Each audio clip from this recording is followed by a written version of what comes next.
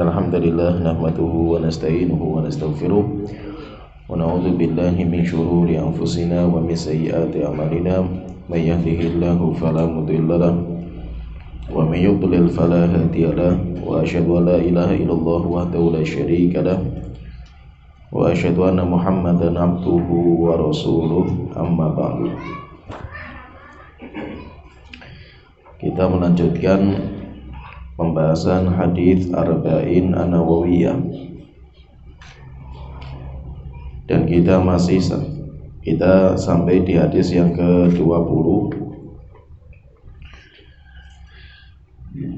Al-Imam Nawawi rahimahullah ta'ala beliau berkata, An Abi Mas'udin Al-Badri radhiyallahu anhu qala Rasulullah sallallahu alaihi wasallam, inna mimma adrakan nasa min kalamin nubuwatil ula idza lam tastahi fasna ma syi'ta, rawahul Bukhari. Dari Abu Mas'ud Al-Badri radhiyallahu anhu, beliau berkata, Rasulullah sallallahu alaihi wasallam beliau bersabda, inna mimma adrakan nasa min kalamin nubuwatil ula, termasuk perkara yang didapatkan oleh manusia dari peninggalan kenabian yang pertama. Idza lam tastahi, kalau kamu tidak malu, fasna ma syi'ta, maka kerjakan apa yang kamu kehendaki. Rawahul Bukhari. Hadis ini dikeluarkan oleh Imam Bukhari. Hadis ini dari salah seorang sahabat, dinamakan sahabat itu dengan Al-Badri, Abi Mas'ud Al-Badri. Al-Badri itu gelar yang didapatkan oleh para sahabat yang ikut perang Badar. Itu dinamakan dengan Al-Badri, dan itu merupakan sahabat terbaik. Jadi nanti sahabat itu bertingkat-tingkat. Sahabat itu tingkatan mereka bertingkat-tingkat. Ada sahabat yang paling mulia. Sepakat nanti para ulama Ahlus Sunnah wal Jamaah bahwa sahabat yang paling mulia itu Abu Bakar, kemudian Umar. Ini enggak ada khilaf, dua ini enggak ada khilaf. Siapa yang mengatakan ada orang yang lebih mulia daripada Abu Bakar dan Umar, maka orang itu ahlul bidah. Karena sepakat ulama sahabat, tabi'in, tabi'ut tabi'in sampai sekarang sepakat, nggak ada khilaf dalam masalah ini. Jadi Abu Bakar, kemudian Umar. Kemudian setelah itu siapa? Maka setelah itu terjadi perbedaan pendapat. Walaupun perbedaannya itu kecil, tapi ada khilaf. Setelah itu ada khilaf, yaitu antara Utsman dan Ali. Antara Utsman dan Ali itu mananya lebih utama. Maka terjadi khilaf di antara para ulama. Jumhur ulama, mayoritas para ulama mengatakan Utsman lebih mulia daripada Ali. Tapi ada ulama-ulama yang lain, seperti ulama-ulama Kufah dan yang lainnya itu, mereka mengatakan bahwa Ali lebih mulia daripada Utsman. Dan ini pembahasan masalah ini, mana yang lebih utama antara Ali dan Utsman, itu setelah Abu Bakar dan Umar, itu nanti masuk dalam ranah masalah khilafiyah. Masuk dalam ranah masalah khilafiyah, sehingga siapa yang berbeda tidak boleh disesatkan. Ya, tergambar paham ya? Jadi kalau Abu Bakar kemudian Umar tidak ada khilaf, sehingga siapa yang menyelisih ini, manusia terbaik itu adalah Abu Bakar dan Umar. Siapa yang menyelisih ini, maka dia itu julukannya ahlul bidah. Tapi setelah Umar, maka itu nanti masuk ranah khilafiyah. Walaupun kita jumhur berpendapat bahwa Utsman lebih mulia daripada Ali, tapi siapa yang mengatakan Ali lebih mulia daripada Utsman, kita tidak boleh menyesatkan. Kita tidak boleh menyesatkan, apalagi mengeluarkan mereka dari Ahlussunnah, apalagi kita juluki sebagai orang ahlul bidah. Ini kalau masalah afdholiyah, masalah kemuliaan, keutamaan. Tapi nanti ada masalah yang lain, ada masalah yang kedua berbeda dengan masalah ini, yaitu siapa yang paling berhak menjadi khilafah, menjadi khalifah. Kalau pembahasannya siapa yang paling berhak menjadi khalifah, sepakat ulama ahlu sunnah bahwa orang yang paling layak menjadi khalifah pengganti Rasulullah itu Abu Bakar, kemudian Umar, kemudian Utsman, kemudian Ali. Nggak ada khilaf dalam masalah ini. Jadi ini ada dua pembahasan yang berbeda, dan itu diingatkan sama Syekhul Islam Ibnu Taimiyah dalam kitab Aqidah Wasithiyah, yaitu pembahasan antara Utsman dan Ali itu nanti ada dua pembahasan yang berbeda. Yang pertama, kalau pembahasannya itu tentang masalah khilafah, siapa yang layak jadi khalifah, maka sepakat nggak ada khilaf. Sehingga siapa yang mengatakan Ali itu sebenarnya lebih berhak menjadi khalifah daripada Utsman, maka dia ahlul bidah, dia keluar dari Ahlussunnah, karena sepakat ulama seperti itu. Ini namanya khilafah, pembahasan masalah khilafah. Tapi kalau pembahasannya masalah afdholiyah, siapa yang lebih mulia antara Utsman dengan Ali, kita katakan jumhur mengatakan Utsman lebih mulia daripada Ali, tapi ada sebagian ulama yang mengatakan Ali lebih mulia daripada Utsman, dan itu nanti masuk dalam ranah masalah khilafiyah. Kalau kita ikuti pendapat jumhur, berarti manusia terbaik itu adalah Abu Bakar, kemudian Umar, ini sepakat, kemudian Utsman, kemudian Ali. Itu empat ini manusia terbaik, dan mereka yang menjadi khalifah. Dan untuk menetapkan khalifah itu nggak main-main sama itu. Itu memang dicari semua para sahabat, semuanya minta pendapat satu-satu itu. Siapa manusia yang paling berhak menjadi khalifah? Nanti sepakat Abu Bakar. Setelah Abu Bakar, sepakat Umar. Setelah Umar, nanti Umar itu menetapkan 7 orang yang merumuskan. Semuanya nanti sepakat Utsman. Setelah Utsman, nanti walaupun terjadi perebutan kekuasaan, tetapi setelah itu sepakat para ulama untuk mengangkat Ali sebagai khalifah. Jadi kalau ini jelas, jadi 3 atau 4 khalifah ini jelas. Setelah ini siapa? Setelah Ali bin Abi Thalib, maka nanti masuk berarti sahabat terbaik itu Khulafaur Rasyidin. Tartibnya seperti khilafah itu yang terbaik. Setelah itu nanti di bawah mereka itu nanti masuk namanya Asyarah Mubasysyarah bil Jannah, 10 sahabat yang dijamin masuk surga.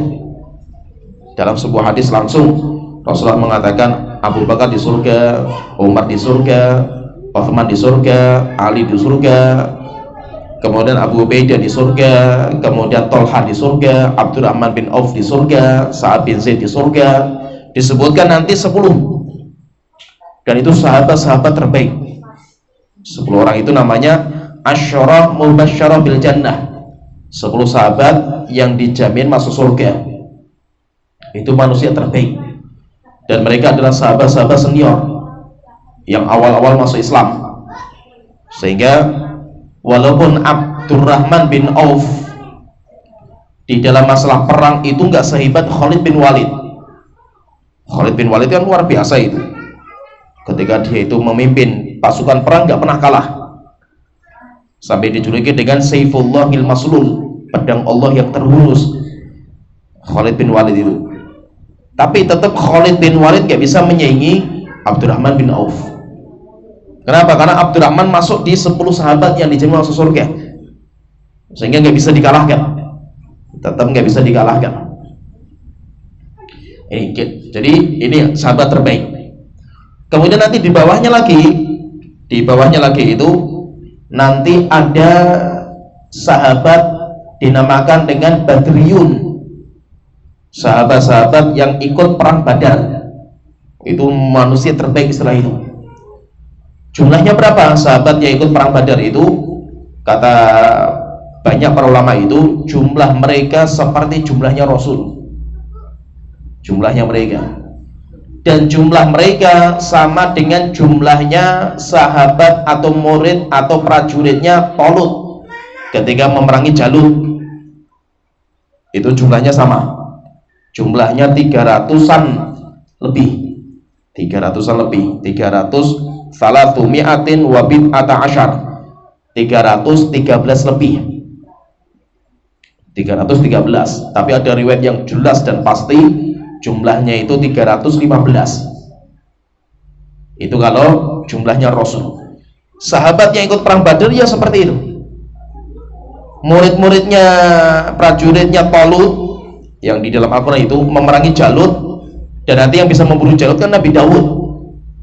Itu kan ketika berangkat kan diuji dengan sungai. Innallaha mubtaliikum binahar. Kata Talut mengatakan nanti Allah akan menguji kalian dengan sungai. Faman syariba minhu falisa minni. Siapa yang minum dari sungai itu bukan termasuk golonganku. Wa man lam yata'amhu, tapi siapa yang tidak minum kecuali cuma 1 teguk 2 teguk saja, maka dia termasuk golonganku. Rupanya ketika pasukan besar ini berjalan lewati sungai, mereka sudah kehausan, rupanya gagal, mayoritas itu gagal minum dengan lahapnya, ada yang mandi dan yang lainnya. Yang berhasil menyeberangi itu jumlahnya fi'atin qalilah, jumlahnya sangat sedikit. Jumlahnya itu sama dengan jumlahnya Rasul, 300-an. Sehingga angka 300 itu sakral di Bani Israel. Karena ceritanya Nabi Dawud itu. Nabi Dawud waktu itu masih kecil, tapi ikut juga peperangan itu, sampai dia rupanya berhasil memburu Jalut dari ketapel. Karena dia itu nanti memburu Jalut itu dengan batu, kerikil. Nah, jadi jumlahnya sama, 300, sehingga sering nanti angka 300 itu penting bagi mereka. Perjuangan manusia hebatnya mereka itu 300. Sampai banyak film-film itu judulnya 300 itu. Kenapa? Karena itu jumlahnya manusia terbaiknya mereka gitu. Pasukan terbaiknya mereka. Demikian juga di Islam pun seperti itu. Pasukan terbaik Islam itu 300-an, dan itu sahabat yang ikut perang Badar. Sehingga sahabat yang ikut perang Badar itu nggak bisa disamakan dengan sahabat yang lain. Mereka manusia pilihan. Oleh itu para sahabat ketika mereka itu banyak yang nggak ikut perang Badar, mereka kan sampai kayak istilahnya kalau kita itu iri dengan kebaikan mereka. Sampai akhirnya ketika nanti perang berikutnya namanya perang Uhud, kan Rasulullah pendapatnya kan kita nggak usah keluar, tapi kita tunggu orang-orang kafir Quraisy itu ke Madinah. Sahabat-sahabat yang gak ikut perang Badar kan gak setuju mereka itu. Kata ya Rasulullah, kita harus keluar gitu, kita juga mau perang gitu. Makanya karena mayoritas sahabat seperti itu, akhirnya Rasulullah keluar bersama mereka. Nanti sampai akhirnya perang di Gunung Uhud. Sehingga nanti manusia yang terbaik itu. Dan sahabat yang ikut perang Badar itu, karena kehebatan mereka itu, maka mereka itu mau ngamalkan apa saja, dosa mereka sudah dihapuskan. Jadi mereka itu sudah dapat rekomendasi, dosa mereka dihapuskan walaupun dosa besar mereka itu. Seperti ada seorang sahabat namanya Hatib bin Abi Balta'ah, sahabat yang ikut perang Badar. Cuma dia mengamalkan kesalahan fatal, yaitu dia itu nulis surat kepada kafir Quraisy membocorkan rahasia perangnya Rasulullah. Itu kan munafik. Sampai Allah turunkan ayat di dalam surat Al-Mumtahinah itu, ya ayyuhalladzina amanu la tattakhidhu aduwwi wa aduwwakum awliya. Sampai akhirnya wa may yatawallahu minkum, siapa yang menjadikan orang kafir sebagai wali, maka dia termasuk golongan mereka. Keras sekali ayat itu, teguran sebenarnya turunkan kepada kisahnya Hatib bin Abi Balta'ah. Tapi ketika Umar mengatakan, ya Rasulullah, izinkan saya menebas lehernya orang ini, Rasulullah mengatakan, ya Umar, apakah kamu nggak tahu innallaha qad ittala ala ahlil badr, Allah itu sudah mengecek hatinya para sahabat yang ikut perang Badar. Sampai akhirnya Allah itu mengatakan, i'malu ma syi'tum faqad ghafartu lakum, kerjakan apa saja yang kalian inginkan, dosa kalian sudah dihapuskan. Dosa kalian sudah dihapuskan. Mereka itu masih hidup, tapi mereka sudah dapat rekomendasi, dosa mereka dihapuskan. Itu luar biasa. Sehingga sahabat yang ikut perang Badar, dan itu nggak banyak. Dan Rasulullah pun sebenarnya kan perang Badar itu kan nggak niatnya berperang. Rasulullah itu mendengar kabar kalau kafilah dagangnya kafir Quraisy dipimpin sama Abu Sufyan itu sedang berjalan pulang, dan mereka melewati Madinah, dekat-dekat Madinah lah. Akhirnya Rasulullah itu pengen mencegat dan mengambil harta mereka sebagai balasan tentang harta kaum muslimin yang dirampas di Mekah. Tujuannya hanya untuk itu saja, bukan niatnya perang, merampas harta pedagang. Tapi rupanya Abu Sufyan itu cerdas. Dia sudah mengecek di lokasi itu, dia sudah punya feeling, firasat itu, ini Muhammad dan pasukannya pengen menyerang kita. Kenapa? Karena dia itu sampai mencium, jadi di jalan itu dia mendapatkan kotoran kuda. Setelah itu dicek kotoran kuda itu, kata Abu Sufyan, ini kuda Medina. Itu orang-orang zaman dulu itu sampai tahu kotorannya itu. Ini kotoran kuda Medina. Berarti Muhammad dan pasukannya sudah di sini. Akhirnya kan ngutus utusan sampai ke Mekah, minta bantuan. Utusannya ketika sampai ke sana mengabarkan, ini dagangnya kalian, hartanya, benda kalian itu mau dirampas sama Muhammad. Akhirnya nanti orang kafir Quraisy berangkat untuk menyelamatkan harta. Tapi hebatnya Abu Sufyan itu, setelah itu dia pindah haluan, muter balik. Nanti lewat daerah pesisir jauh. Nabi Muhammad sudah standby di sini dengan pasukan di Badar, tapi rupanya mereka muter. Akhirnya kafilah dagang selamat. Setelah itu ngabarkan kepada orang-orang Mekah, wahai orang-orang Mekah, kembalilah, sudah dagang kalian selamat. Kata mereka dipimpin sama Abu Jahal, mengatakan enggak, kita akan terus belakang sampai kita lihatkan kepada orang-orang Arab semua siapa kita. Akhirnya tetap mereka itu menuju ke Badar, sampai akhirnya nanti terjadi peperangan Badar di mana Rasulullah nggak punya persiapan, sehingga persenjataan semuanya nggak ada, prajurit nggak ada persiapan, sehingga Rasulullah ketakutan sekali waktu itu, ketakutan sampai akhirnya Rasulullah itu berdoa malam harinya itu, mengangkat tangan sampai tinggi sekali, sampai ridahnya beliau, ridah itu kain yang di belakang punggung itu sampai jatuh. Tidak ada yang tidur kecuali Rasulullah, yaitu tidak ada, semuanya tidur di malam hari kecuali Rasulullah. Rasulullah ketika sholat malam terus berdoa sama Allah Ta'ala, Abu Bakar itu kasihan, sampai akhirnya Abu Bakar itu ngambil selendangnya, belakangnya Rasulullah ditaruh, jatuh lagi, taruh lagi. Setelah itu Abu Bakar katanya, ya Rasulullah, cukup, pasti Allah itu akan memenangkan engkau. Rasulullah mengatakan, wahai Tuhanku, doanya itu, jika engkau kalahkan kami dalam perang perdana ini, engkau mungkin sudah gak disembah lagi, itu sudah habis, kekuatan terbaik sudah gak ada. Akhirnya setelah itu alhamdulillah menang. Ketika menang nanti ada balas dendamnya mereka dalam perang namanya perang Uhud. Sehingga sahabat yang ikut perang Badar itu memang manusia terbaik. Maka itu sahabat-sahabat yang ikut perang Badar itu dapat julukan sendiri, namanya Al-Badri. Nah, itu untuk memisahkan siapa mereka dan siapa yang bukan mereka itu. Nah, itu seperti itu. Kemudian nanti di bawah sahabat ini, di bawahnya sahabat Al-Badri itu nanti ada lagi namanya Muhajirin. Sahabat-sahabat Muhajirin, yaitu orang-orang yang hijrah dari Mekah menuju Madinah, mengorbankan semua harta mereka di Mekah dan semua keluarga mereka, datang ke sebuah kota yang baru bagi mereka, iklim berbeda. Jadi gambaran Arab itu nggak seperti di Indonesia. Di Indonesia itu negara yang besar seperti ini, itu iklimnya hampir sama, nggak terlalu jauh lah bedanya itu. Walaupun kita di atas gunung itu iklimnya hampir sama, persis lah. Walaupun cuma di sini panas, sana dingin, tapi iklimnya itu nggak berbeda jauh. Di negeri Arab nggak. Terkadang satu negara, kota satu dengan kota yang kedua saja itu sudah berbeda jauh iklimnya. Karakter masyarakat berbeda, pakaiannya saja berbeda itu. Itu hebatnya mereka itu di sana itu. Sehingga kalau saya di jalan misalkan di ibu kota misalkan, saya lihat orang dari pakaiannya saja tahu itu. Oh, ini dari Hadramut ini. Kelihatan corak mukanya, pakaiannya itu kelihatan. Budayanya beda-beda sana itu. Apalagi iklimnya. Antara Son'a, ibu kota Yaman, sama Ma'rib tempat kita belajar, jauh sekali iklimnya itu.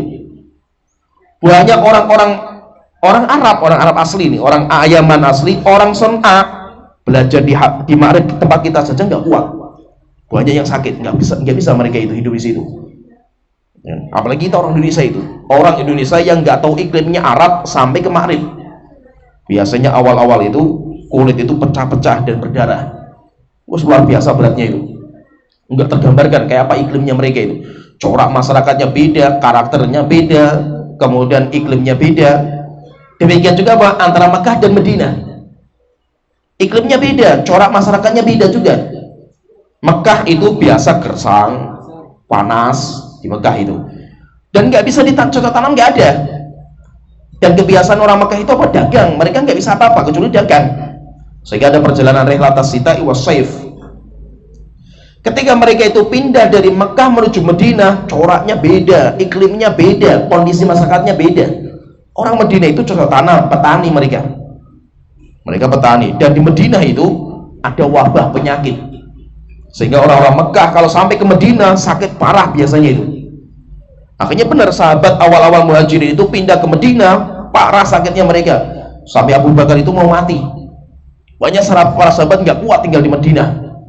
Sampai akhirnya mereka datang ke Rasulullah, mengatakan, ya Rasulullah, kita nggak kuat lagi tinggal di Madinah, kita mau pulang kampung. Tolong doakan wahai Rasulullah supaya Allah mengangkat penyakit ini. Akhirnya Rasulullah berdoa, dikabulkan sama Allah Ta'ala. Akhirnya wabahnya diangkat dari Madinah, dipindah ke Juhfah. Setelah itu berdoa lagi, ya Rasulullah, tolong jadikan Madinah itu lebih kita cintai dari Mekah. Akhirnya doakan Rasulullah itu, wahai Tuhanku, jadikan Madinah lebih kita cintai dari Mekah. Jadikan air minum Madinah itu lebih jernih daripada Mekah dan yang lainnya. Sampai akhirnya para sahabat itu mencintai Madinah lebih daripada Mekah, karena iklimnya beda. Coba kita datang, kita orang biasa dagang, kita pindah ke kota lain, biasanya cocok tanam di sana. Kita nggak punya keluarga, nggak punya sanak saudara, nggak punya apa-apa itu. Harta yang kita bawa pun yang nempel di badan kita nggak bawa apa-apa itu. Terus Anda mau apa gitu? Bingung kan kita, mau apa kan itu? Mau kerja jadi petani nggak bisa kan itu. Mau dagang nggak punya modal, mau apa saja bingung gitu. Mau bikin rumah juga butuh merintis dan yang lainnya itu. Akhirnya Rasulullah itu kasihan ketika melihat para sahabat muhajirin, maka nanti dipersaudarakan dengan orang-orang Ansor. Sampai akhirnya persaudaraan itu kayak keluarga sendiri. Nanti dikasih modal dan yang lainnya sampai mereka berdagang setelah itu. Jadi manusia terbaik berikutnya itu muhajirin. Setelah itu nanti Ansor. Setelah itu Ansor. Nanti di tengah-tengah ini nanti ada sahabat yang ikut Bai'atul Ridwan. Ada juga sahabat yang ikut Bai'atul Ridwan dan yang lainnya. Setelah itu nanti baru setelah sahabat muhajirin dan Ansor. Seperti siapa itu? Seperti sahabat-sahabat mulia tapi masuk Islamnya itu terakhir-terakhir. Orang-orang Mekah itu tapi masuk Islamnya terakhir-terakhir. Khalid bin Walid itu termasuk terakhir masuk Islam juga, seperti Abu Sufyan itu juga kan terakhir masuk Islam, orang Mekah. Walaupun nanti ketika dia itu masuk Islam, jasanya untuk Islam luar biasa, tapi tetap dia itu orang yang masuk Islam itu di akhir-akhir. Dan nggak sama, dan Allah itu bedakan memang. Sampai Allah Ta'ala berfirman dalam Quran itu, la yastawi minkum, tidak sama derajat kalian itu nggak sama. Man anfaqa min qablil fathi wa qatal, antara orang yang infak, orang yang berjihad sebelum kota Mekah dibuka dengan setelahnya, nggak sama derajatnya. Ulaika a'dhamu darajatan, jelas yang awal-awal lebih besar pahalanya daripada yang akhir-akhir pahalanya. Sehingga di bidang itu para ulama itu memberikan, atau para sahabat itu memberikan gelar, yaitu para sahabat yang ikut perang Badar itu digelari dengan Al-Badri. Nanti dari situ kan kita sudah langsung lihat berarti Abu Mas'ud Al-Badri, nah berarti ini sahabat yang ikut perang Badar. Kalau orang Ansor berarti Al-Ansori, Abu Ayyub Al-Ansori, nah itu berarti orang Ansor. Itu dari gelar-gelar itu sudah kelihatan. Kalau ini siapa ini sahabat atau tidak? Nanti kalau ada julukan namanya radhiyallahu anhu, nah itu berarti sahabat. Kalau yang dia itu bukan sahabat, nanti biasanya julukannya bukan radhiyallahu anhu, rahimahullah misalkan itu. Nah, itu seperti itu. Tapi radhiyallahu anhu itu biasanya gelar untuk sahabat. Nah, itu sebagian ulama itu nanti mengkritiki julukan kepada Umar bin Abdul Aziz. Karena sering Umar bin Abdul Aziz itu julukin dengan radhiyallahu anhu, dikritiki oleh para ulama. Karena radhiyallahu anhu itu kayak jadi gelar sahabat. Kan kalau sallallahu alaihi wasallam itu gelarnya Nabi Muhammad. Sehingga mendapatkan gelar itu sallallahu alaihi wasallam ya Nabi Muhammad saja. Kalau kita mendapatkan sallallahu alaihi wasallam berarti Nabi Muhammad. Tapi kalau para nabi itu nggak mendapatkan sallallahu alaihi wasallam, tapi alaihi salam. Adam alaihi salam. Itu gelarnya Nabi selain Nabi Muhammad. Nanti ada gelar sahabat radhiyallahu anhu, itu gelar-gelar, dan itu diperhatikan oleh para ulama supaya apa? Supaya tidak campur, ini sahabat, ini bukan sahabat, itu supaya beda-beda. Kenapa? Karena memang derajatnya itu beda-beda, nggak bisa disamakan. Sahabat saja beda-beda, apalagi manusia juga beda-beda. Nah, jadi intinya ini sahabatnya itu dari sahabat Al-Badri, sahabat yang ikut perang Badar. An Abi Mas'udin Al-Badri radhiyallahu anhu qala, dari Abu Mas'ud Al-Badri radhiyallahu anhu berkata, qala Rasulullah sallallahu alaihi wasallam, Rasulullah bersabda, inna mimma adrakan nasa min kalamin nubuwatil ula, yaitu peninggalan kenabian atau peninggalan warisan kenabian yang masih kita dapatkan zaman sekarang, yaitu zamannya Rasulullah itu, walaupun Nabi Muhammad nabi terakhir, yaitu apa? Idza lam tastahi fasna ma syi'ta. Kalau kamu tidak punya rasa malu, kerjakan apa yang kamu inginkan. Jadi berarti apa? Berarti sifat malu itu merupakan warisan kenabian dari dulu. Sehingga apa? Sifatnya nabi itu ya malu. Sifatnya para nabi itu malu.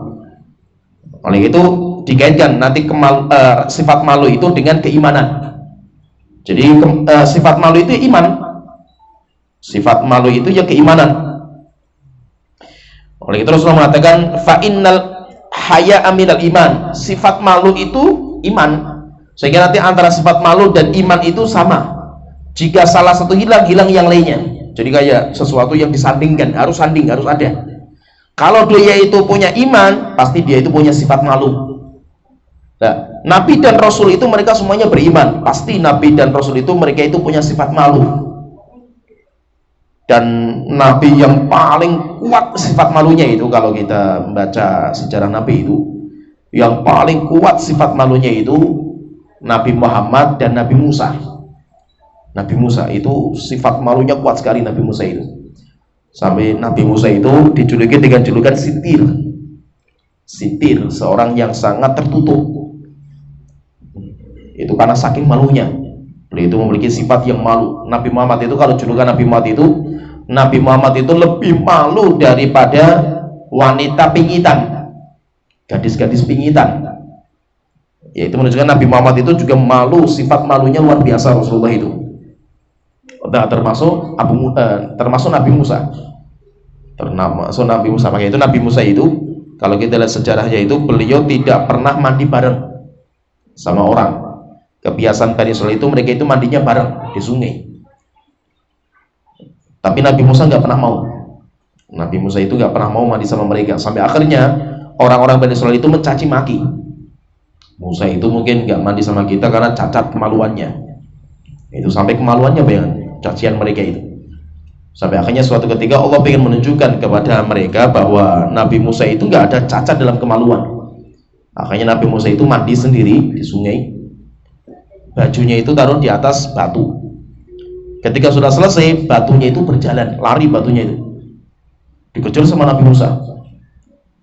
Sampai akhirnya orang-orang Bani Israil itu melihat tentang Nabi Musa itu kayak apa itu.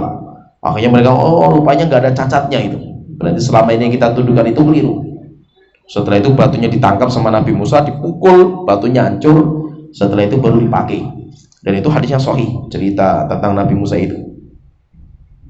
Jadi intinya sifat malu itu adalah warisan kenabian sejak zaman dulu, sejak zaman awal.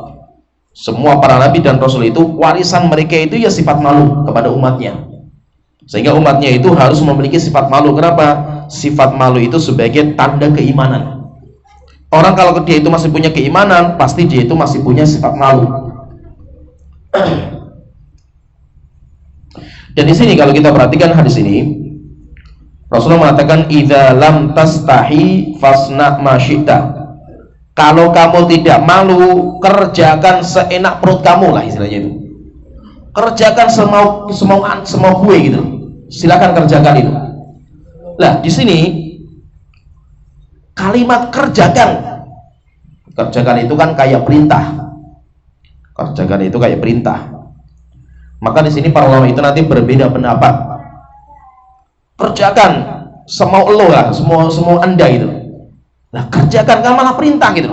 Kalau kamu nggak punya sifat malu, ya kerjakan saja yang kamu inginkan. Itu kan perintah.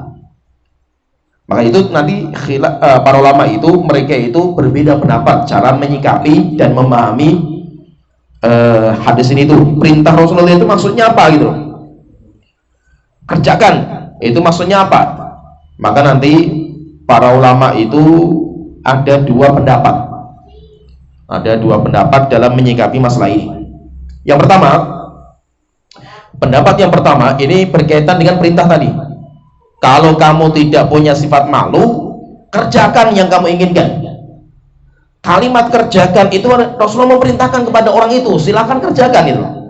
Nah, berarti malah diperintahkan orang itu untuk berbuat amal-amal yang tidak punya malu dalam amal itu. Maka di sini para ulama berbeda pendapat. Ada yang mengatakan, ada dua pendapat. Pendapat yang pertama mengatakan annahu laisa bima'nal amr. Ini itu bukan maknanya perintah. Walakinnahu ala makna dzam wan nahyi anhu, tetapi maknanya itu celaan dan larangan. Jadi walaupun Rasulullah memerintahkan kerjakan yang kamu inginkan, itu maksudnya itu apa? Celaan, mimbabil celaan, dicela dan dilarang orang itu. Maksudnya apa? Yuk jangan mengamalkan gitu maksudnya itu. Walaupun apa memerintahkan itu. Jadi maksudnya itu terkadang orang tua kita misalkan sama anak itu, misalnya kita lagi marah itu terhadap apa yang kita larang yang sering diterangkan sama anak itu, kita ngancamnya itu, kamu itu aja gitu. Paham ya maksudnya istilahnya? Oh terus no itu, tapi dia bawa parang gitu, terus kayak gitu. Maksudnya terus kayak orang tahu terus kayak itu, walaupun dia itu ngomong terus kayak, tapi bawa parang. Oh, berarti kalau kamu terus tak pukuli kamu gitu. Ya itu istilahnya kayak gitu. Jadi walaupun itu perintah, itu maksudnya itu larangan sebenarnya itu. Maka Rasul ketika mengatakan fasna masyita, kerjakan semau lo gitu, maksudnya jangan dikerjakan. Kalau kamu itu memang orang yang baik itu jangan dikerjakan gitu. Nah, berarti walaupun itu perintah, tapi itu artinya itu celaan dan artinya itu larangan. Terus kalau larangan itu apa maksudnya itu? Kalau memang itu jadi ini tuh bukan perintah, tapi itu celaan dan larangan, itu maksudnya apa? Maksudnya itu nanti ada dua pendapat juga di antara mereka. Jadi pendapat yang pertama itu kan mengatakan bahwa perintah Rasulullah fasna masyita itu fi'il amr kan, itu fi'il perintah itu tapi maknanya bukan perintah, maknanya itu larangan, maknanya itu celaan. Setelah itu mereka kalau ditanya terus maknanya aslinya itu apa gitu, bukan perintah tapi maknanya apa, maksudnya itu apa, maka nanti mereka itu ada dua metode atau dua pandangan. Yang pertama itu maknanya itu ancaman, bukan perintah tapi mengancam.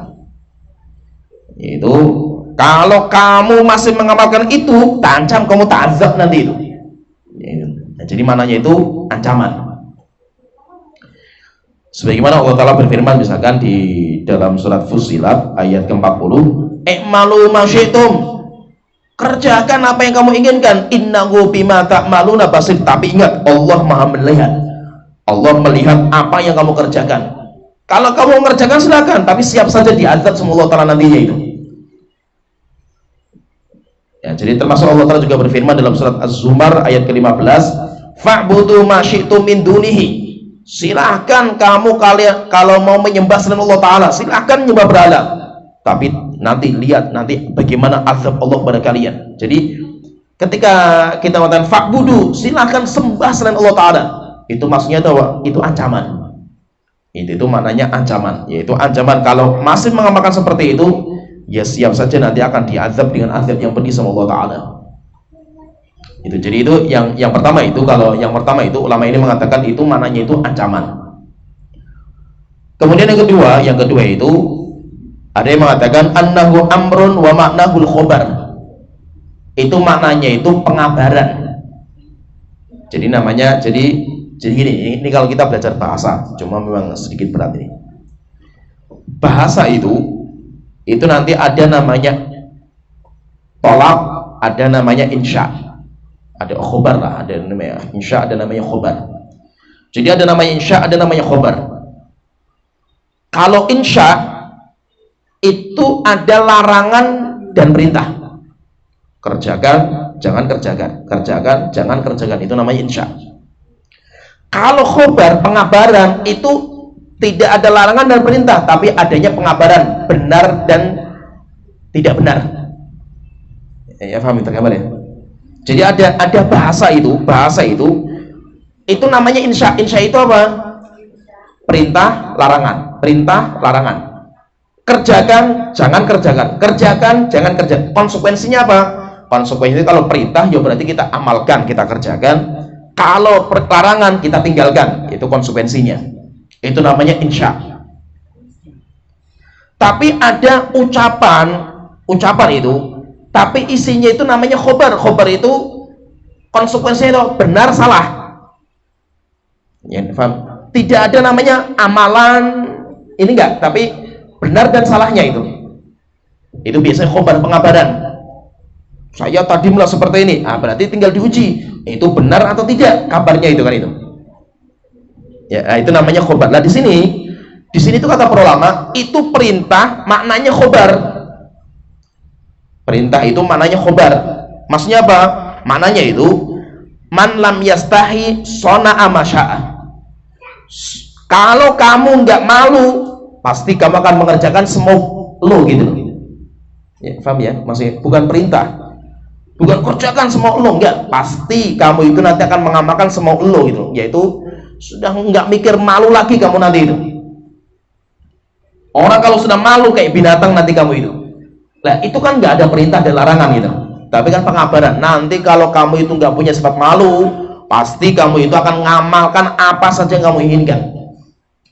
Nah, jadi maksudnya itu walaupun perintah itu mananya itu adalah khobar. Dan itu banyak juga para ulama yang mengatakan seperti itu.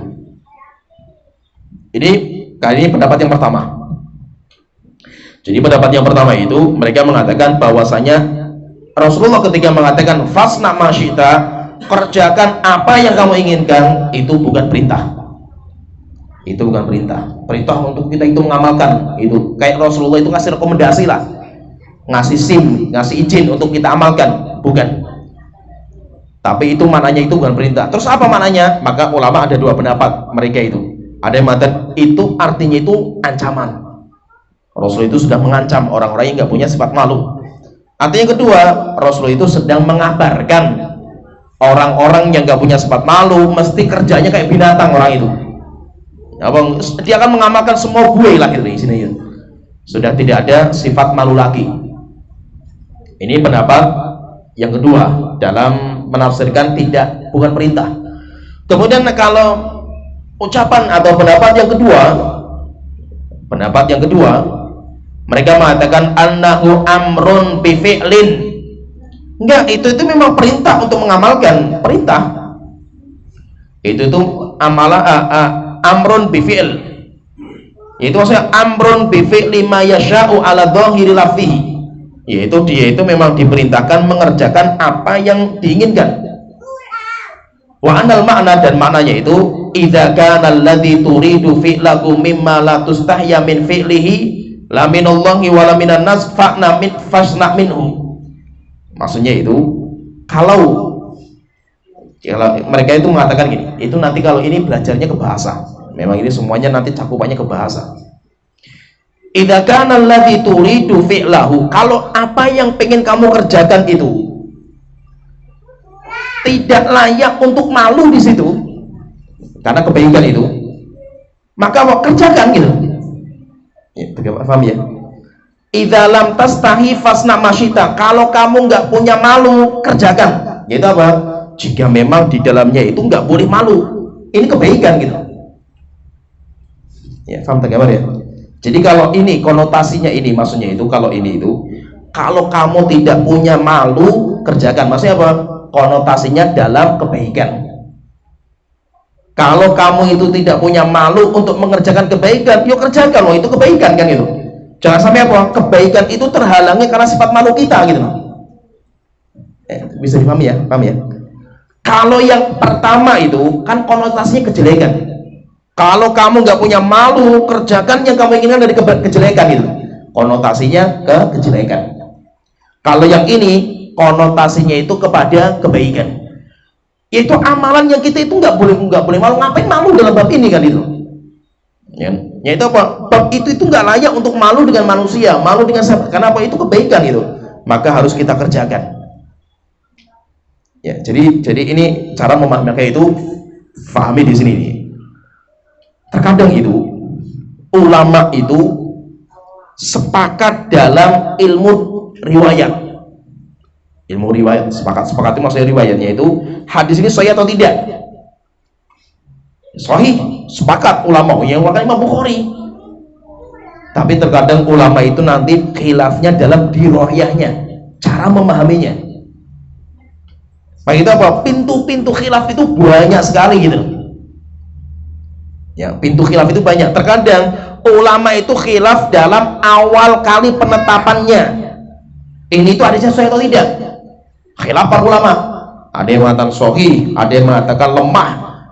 Nah, berarti apa? Berarti orang itu mengamalkan sesuai dengan ilmu yang sampai kepadanya. Sehingga apa? Nanti terjadi khilaf dalam mensahihkan dan melemahkan hadis. Karena mereka itu berbeda pendapat, ada yang mensahihkan, ada yang melemahkan, akhirnya terjadilah perbedaan ulama. Terkadang ulama sepakat hadisnya sahih, tapi nanti ulama itu berbeda pendapat dalam memaknainya. Maknanya itu apa itu? Kenapa? Karena mereka itu seperti itu, karena memang bahasa Arab itu nggak seperti bahasa kita. Bahasa Arab, apalagi Al-Quran, Al-Quran itu lafadz global. Sampai Umar bin Khattab itu mengatakan hamalul wujuh, menggambarkan Al-Quran itu apa? Hamalul wujuh, bahasa yang bisa ditarik kemana-mana, bisa difahami kemana-mana, bisa. Itu namanya Al-Quran. Sehingga terkadang apa? Butuh kepastian, pastinya itu apa sih gitu. Ini tuh ayat ini tuh pastinya apa gitu. Itu nanti terjadi khilaf di antara para ulama. Sehingga terkadang itu ulama itu berbeda pendapat dalam memaknakan. Ini tuh maknanya apa? Ini kalau kita baca tafsir biasa seperti itu, khilaf panjang dalam memahami maknanya. Demikian juga nanti kalau kita membaca syarah hadis. Hadis ini itu maknanya apa? Itu khilaf di antara ulama panjang sekali. Dan itu biasa. Maka itu maksudnya itu kita itu nggak usah kaget dengan masalah khilafiyah. Kita itu nggak usah kaget. Kalau masalah akidah, apalagi usul akidah, nggak boleh khilaf. Siapa yang mengatakan azab kubur gak ada, sesat. Pilihannya sesat, Ahlussunnah atau Ahlul Bidah. Tapi kalau masalah-masalah fikih, masalah-masalah seringnya dinamakan dengan amaliyah, berkaitan dengan amal, itu masalah khilafiyah panjang di antara para ulama itu. Sehingga maksudnya itu bahwa kita nggak usah terlalu kaku. Sekarang misalkan kita mengambil satu pendapat, nggak usah kaget nanti kalau kita itu mendengar pendapat yang lain. Sampai akhirnya kayak kaget-kagetan gitu itu. Contohnya misalkan saya contohkan ya, misalkan kita atau salafi di Indonesia itu, atau kita juga pendapatnya seperti itu, mengatakan bahwasanya jenggot itu wajib. Kenapa? Karena banyak perintah. Ya, itu pendapat kita. Tapi nanti jangan kaget kalau ada orang yang mengatakan jenggot itu nggak wajib, atau yang mengatakan jenggot itu kalau sudah melebihi 1 genggam itu wajib dicukur. Ada ulama yang pendapatnya seperti itu. Nah, berarti kan jangan kaget. Kalau antum mengikuti pendapat itu nggak apa-apa, tapi nanti semakin anda itu belajar, semakin banyak mendapatkan khilaf gitu. Isbal misalkan, kita katakan isbal itu haram, mau sombong maupun tidak. Itu pendapat kita. Yaitu kain yang di bawah mata kaki, yang menutupi mata kaki itu haram. Itu pendapat kita.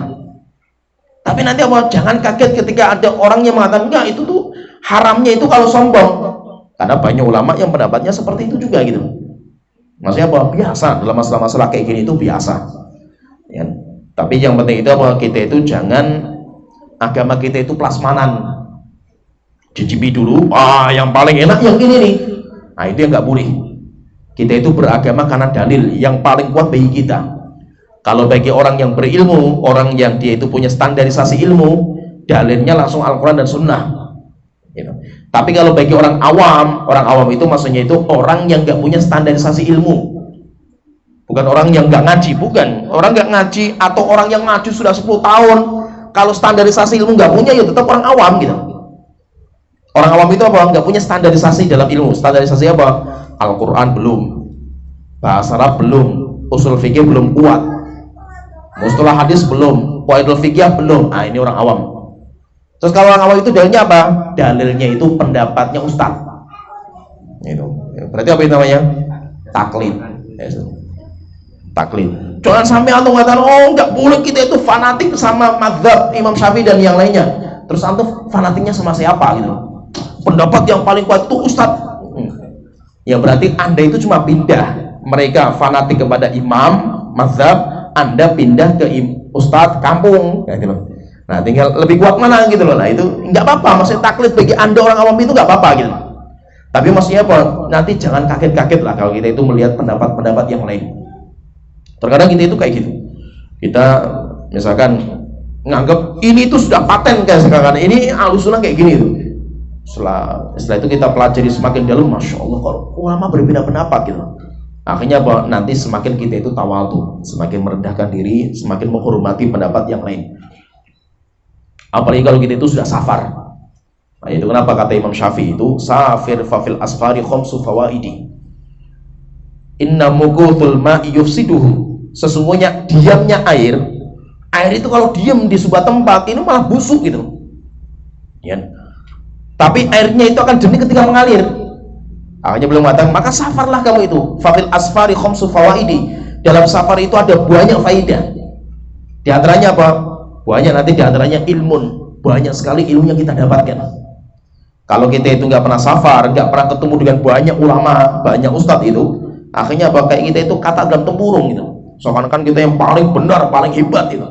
Ketika kita keluar kota, masya Allah ini ada ustadz yang lebih hebat lagi gitu. Oh, luar biasa, rupanya banyak ulama-ulama yang top-top lagi. Nah, ya, baru tahu nanti kan itu. Setelah itu apa? Akhirnya kita itu nanti lapang dada. Jadi intinya kalau kita ringkaskan di sini berarti sabdanya Rasulullah, "Idza lam tastahi fasna ma syi'ta." Kalau kamu itu nggak punya malu, kerjakan apa yang kamu inginkan. Ini nanti menjadi problem di antara para ulama, iskal di antara ulama, karena Rasul itu perintahkan gitu. Jadi mau menjadi problem itu kenapa Rasul perintahkan itu? Sehingga ada ulama yang pertama mengatakan ini konotasinya jelek, karena Rasul itu konotasi ucapan kalau kamu tidak malu untuk berbuat kejelekan, yuk kerjakan gitu. Nah, berarti konotasinya itu kepada kejelekan. Kalau kejelekan, ya berarti nggak mungkin Rasul itu mengizinkan orang berbuat jelek, kan nggak mungkin. Berarti maksudnya apa? Berarti itu bukan perintah. Kita palingkan, maknanya itu bukan perintah, tapi maknanya apa? Maknanya itu tahdid. Yang pertama ancaman. Atau yang kedua enggak, maknanya khobar. Dan itu ada kayak gitu dalam bahasa Arab itu ada perintah tapi mananya khobar itu ada.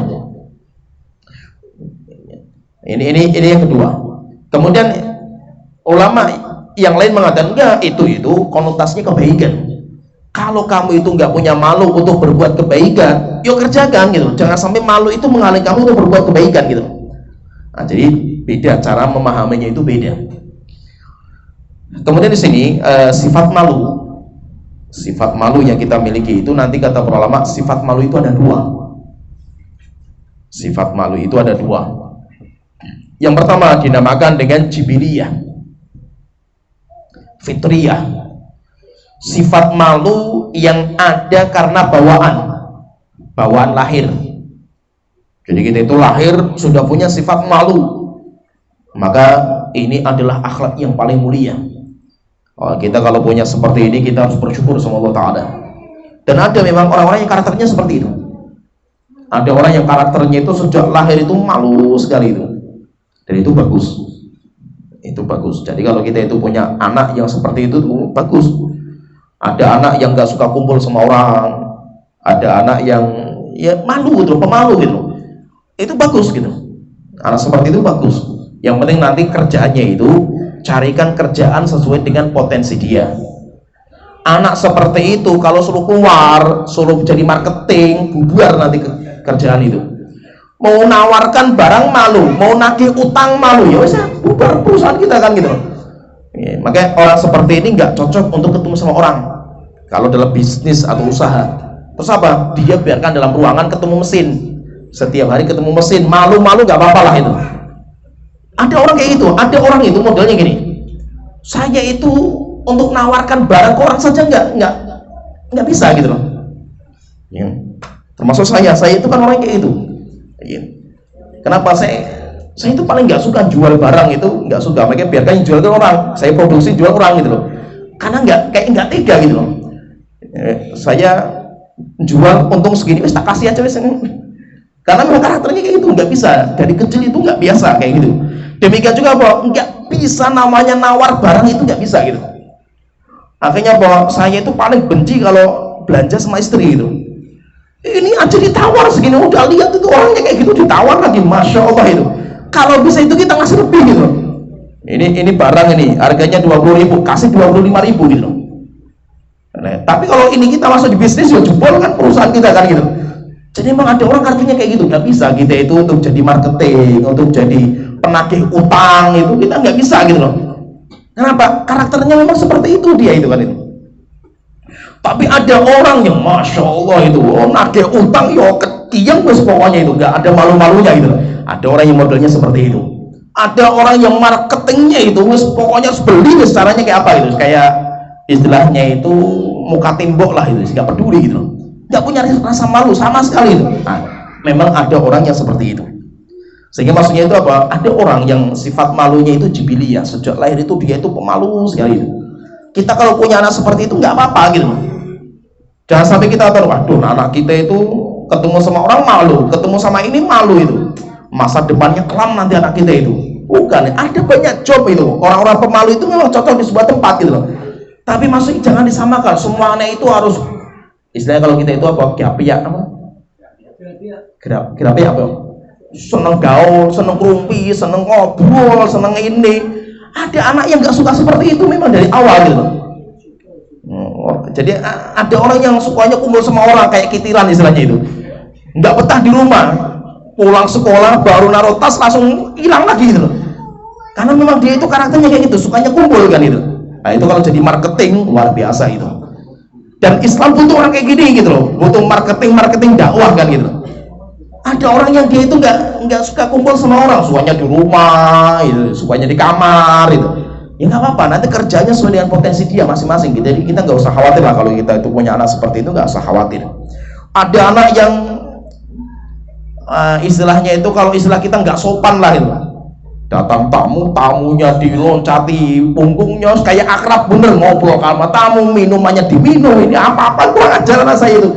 Lah anak masih kecil, berarti karakternya dia seperti itu gitu loh. Berarti apa? Dia itu kayak orang nggak pernah ketemu kayak jadi teman akrab gitu. Itu biasanya nanti temannya banyak orang itu yang ketemu di bis, wah langsung jadi teman akrab gitu, padahal nggak tahu itu siapa, dan yang lainnya jadi teman akrab kayak ngobrol asik gitu loh. Nah ini, jadi ada orang yang modelnya seperti itu ada gitu. Sehingga maksudnya itu apa? Kalau ada orang dia itu dilahirkan dalam kondisi pemalu, malu sekali, apalagi dia berbuat dosa dan maksiat itu malu, bukan karena dia itu mungkin karena itulah karena dosa dan maksiat, bukan, tapi karena malunya itu dilihat sama orang gitu loh. Nah kalau seperti ini dia itu perlu bersyukur kepada Allah Ta'ala. Kenapa? Karena dia itu dilahirkan dalam kondisi bahwa dia itu punya kebaikan. Sifat malu itu nanti akan menghalangi dia untuk berbuat dosa dan maksiat. Terus pertanyaan, terus kalau dia itu malu untuk berbuat kebaikan, ngaji. Dengan ngaji itu nanti akan dibenarkan, malu kamu yang ini bagus, tapi dalam yang ini jangan. Kenapa? Karena selama dia itu punya karakter malu itu sudah bagus, tinggal diolah saja itu. Dalam bab ini kamu nggak boleh malu gitu. Itu nanti tinggal diluruskan sama ilmu agama yang dia miliki. Jadi terkadang gini, maksudnya itu semua karakter itu sebenarnya bagus. Semua karakter itu bagus. Yang penting itu nanti ada ilmu yang bisa mengarahkan supaya karakter itu bisa bermanfaat. Gitu. Contohnya misalkan ini, kita punya anak cerewetnya, naudzubillah, ngomong nggak pernah berhenti itu. Itu bagus itu. Tinggal apa? Diolah sedikit dengan ilmu agama supaya dia itu omongannya itu bermanfaat kan gitu. Ada orang-orang yang modelnya kayak gitu gitu. Jadi lesanya lebih sakti daripada yang lainnya kan itu. Ada juga orang macam-macam lah, anak-anak kita itu kan modelnya kan macam-macam model kita itu. Semua itu bagus selama nanti diasah dengan ilmu. Ketika dia itu punya ilmu, tinggal diasah untuk kebaikan. Ada orang yang dia itu modelnya itu kayak strategi, ahli strategi. Ada seorang sahabat itu sampai mengatakan, saya kalau tidak kenal Islam, saya itu akan menjadi seorang yang istilahnya itu apa ya, ahli strategi lah, licik. orang yang sangat-sangat licik. Tapi ketika saya masuk Islam, kelicikan ilmu kelicikan itu saya gunakan untuk strategi perang, membela Islam. Akhirnya kan bermanfaat gitu. Ya, sehingga maksudnya itu apa? Kita itu belajar itu untuk mengarahkan potensi yang kita miliki itu untuk manfaat gitu. Dan itu bisa, sangat bisa. Islam itu butuh banyak potensi. Sahabat-sahabat itu kan potensinya beda-beda. Ada yang ahli syair, Hasan bin Thabit, ahli syair, sehingga dia itu perangnya itu dengan syairnya. Dan orang Arab itu zaman dulu kan ahli syair semua. Ada yang dia itu lebih kuatnya itu di medan pertempuran dengan pedang, Khalid bin Walid, Usama bin Zaid. Ada yang kekuatannya itu pada hafalan dia, ada yang pada pemahaman dia. Banyak sekali potensi para sahabat itu. Dan itu ketika digabungkan potensi ini akan muncul kekuatan yang dahsyat. Maka itu intinya itu ada karakter baik. Orang itu karakternya baik itu ada yang dinamakan dengan jibiliyah, muncul karena bawaan. Ada orang itu karakternya apa? Contohnya dermawan, sejak kecil itu suka berbagi gitu. Sampai dewasa itu sukanya traktir orang terus. Itu baik. Berarti apa? Kalau Anda punya karakter itu perlu bersyukur sama Allah Ta'ala. Tapi ada orang yang karakternya itu pelit, medit, naudzubillah lah gitu. Itu berarti apa? Orang itu di karakternya seperti itu. Terus bagaimana kalau seperti dengan ilmu itu kita belajar? Pelit itu nggak apa-apa gitu, bagus selama bukan dalam kebaikan. Sehingga apa? Nanti dia pelit terhadap waktu, pelit terhadap sesuatu yang gak bermanfaat, bagus kan gitu. Tapi apa? Ketika dalam sedekah, dalam kebaikan, dia harus berlatih untuk bisa mengeluarkan harta untuk kebaikan. Nah, jadi maksudnya seperti itu. Ilmu itu akan meluruskan. Ilmu itu nanti akan meluruskan semua potensi-potensi yang ada. Jadi terkadang itu ada karakter, ada sifat malu itu yang itu merupakan jibiliyah. Jibiliyah itu yang ada karena bawaan, tanpa kita itu mengusahakan. Ada seorang sahabat pun kayak gitu sifatnya itu, sampai Rasulullah mengatakan inna fika la khoslatain, dalam diri kamu itu ada dua karakter yang Allah sangat cinta sama karakter ini. Al-hilmu wal ana, hilmu, orang yang santun. Kemudian yang kedua al-anah, anah itu orang yang berpikir panjang, tidak gerusa-gerusuh. Orang yang santun dan orang yang mikir panjang. Itu luar biasa karakter itu. Akhirnya sahabat ini bertanya, ya Rasulullah, apakah dua karakter ini karena saya yang mengusahakan, yang Allah cintai itu dua karakter itu, atau itu ada karena bawaan saya itu? Rasulullah mengatakan, ya itu bawaan, yaitu kamu lahir sudah dikasih sama Allah dua karakter itu, dan itu dominan di kamu, itu dominan, dan itu karakter baik. Al-hilmu yaitu santun, kemudian yang kedua itu tidak tergesa-gesa, itu karakter baik, itu sudah ada sejak kamu lahir. Nah, maka kalau kita itu lahir, kalau kita punya bawa karakter-karakter yang baik itu, kita itu bersyukur sama Allah Ta'ala. Kemudian yang kedua, sifat malu yang kedua itu dinamakan dengan haya muktasabah, yaitu haya muktasab. Kalau tadi jibiliyah, kalau ini muktasab. Muktasab itu yang ada karena kita wujudkan, yang ada karena kita itu mewujudkan. Contohnya misalkan kita dulu itu karena belum ngaji, belum tahu, mandi bareng itu biasa gitu loh, sambil lihat-lihatan itu biasa, oh, kamu kayak gini ya itu. Akhirnya ketika kita ngaji kenal sunnah itu nggak boleh aurat. Akhirnya kita belajar sekarang, berarti ini nggak boleh ini. Akhirnya apa? Saya harus punya malu lah gitu. Awal-awal kita mengamalkan itu bukan karena malu, tapi karena agama. Karena agama kita seperti itu. Tapi lama-lama kalau sudah kita biasa amalkan, sifat malu itu muncul. Jadi terkadang kayak itu. Jadi terkadang sifat malu itu muncul karena sudah jadi budaya kita gitu. Nah, jadi maksudnya itu kayak gitu. Perempuan misalkan itu, dia itu kenal sunnah, awal-awal kenal sunnah itu pakai jilbab biasa lah gitu. Jilbab biasa, masih bersolek, masih ini, masih minyak wangi itu. Ngaji, rupanya nggak boleh itu. Akhirnya apa? Malu. Lama-lama jadi kebiasaan. Yaitu lama-lama itu dia awal kali tinggalkan itu karena syariat melarang gitu. Tapi lama-lama itu jadi karakter. Sifat malu itu dominan. Sampai kalau sudah jadi karakter itu, ini kejadian ya, ini di Jogja waktu gempa Jogja itu. Jadi ketika gempa ini, karena sudah jadi karakter mereka itu, wanita itu kalau keluar rumah ya bercadar kan itu. Subhanallah, ini sudah gempa, jediar gempa itu. Ada perempuan itu yang cari cadar nggak ada, keluar itu pakai ember gitu. Ada yang kayak gitu, tutupi ember mukanya itu. Kenapa? Saking malunya. Jadi sudah jadi bukan, coba di waktu itu kan dia sudah nggak mikir itu syariat dan tidaknya kan itu. Tapi yang ada itu cuma karakter. Jadi maksudnya itu terkadang kita itu mengamalkan sesuatu, kalau agama itu kan perlu niat, perlu berpikir, perlu menghadirkan hati dalam mengamalkan, karena itu agama kan itu. Tapi karena sudah sering kita amalkan, karena itu sampai nggak niat pun kayak gitu loh, karena ya itu sudah jadi bawaan gitu loh, sudah jadi karakter. Jadi ternyata ada sifat malu itu yang ada karena kita itu harus mengusahakan terus gitu, sampai akhirnya kita itu punya sifat malu. Nah, ini dinamakan dengan iktisab. Kalau iktisab ini, kita itu nanti dapat 2 pahala. Yang pertama, pahala usaha.